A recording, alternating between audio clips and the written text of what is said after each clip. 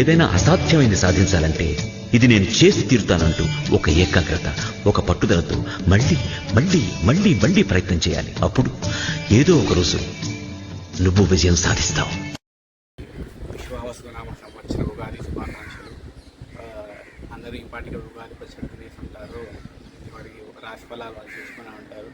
మిథున రాశి వారు ఎవరైనా ఉంటే వాళ్ళ ఆనందం చాలా ఎక్కువ ఉంటుందేమో ఈసారి. ఎందుకంటే ఆదాయం 11, వ్యయం 4 ఇలా ఉంది వాళ్ళకి ఈసారి. మిగతా రాశి వాళ్ళు బాగాలేదు అని కాదు, దాని గురించి చూస్తాం.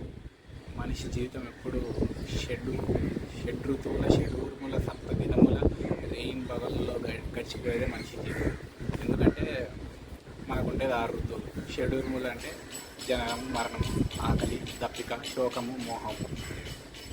7 దినములు ఆదివారం, సోమవారం, మంగళవారం, బుధ, గురు, శుక్ర, శని.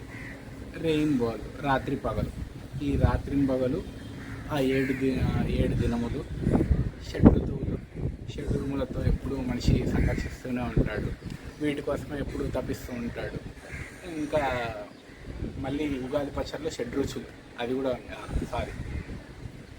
షడ్రుతువుల షడూర్ముల షడ్రుచుల సప్తదినముల రెయిన్ బగల్లో గడిచేదే మనిషి జీవితం. ఎప్పుడు మనిషి వీటి కోసమే ప్రయత్నిస్తుంటాడు. ఉగాది పచ్చడిలో మనకు రుచులు తెలిసిందే.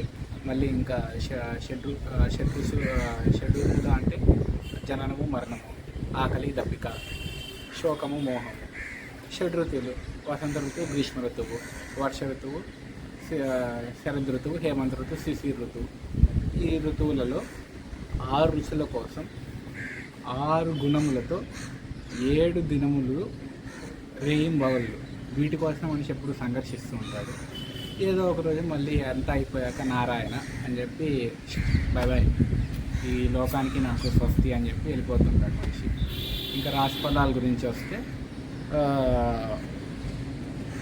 జాతకం ఎంత బాగున్నా మనిషి కష్టపడకపోతే ఏది జరగదు. జాతకం ఎంత బాగాలేకపోయినా మనిషి కష్టపడితే అన్నీ జరుగుతాయి అనేది నేను గట్టిగా నమ్ముతాను. దేనికైనా జాతకం బాగున్నా మనం కష్టపడి దైవ సంకల్పం, దైవం తోడు ఉంటే అన్నీ జరుగుతాయని నేను ఇంకా గట్టిగా నమ్ముతాను.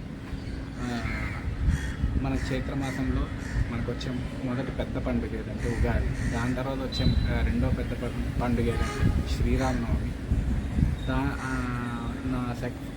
నెక్స్ట్ వీడియో దాని గురించి పెట్టాలనుకుంటున్నాను. సో ఈ వీడియోలో ఏమైనా తప్పులు చెప్పి ఉన్నా, లేకపోతే ఇంకా ఎలా చెప్పాలనుకున్నా, ఇలా చెప్పి ఉంటే బాగుండేది అని చెప్తే నేను ఇంకా ఆనందిస్తాను. ధన్యవాదములు.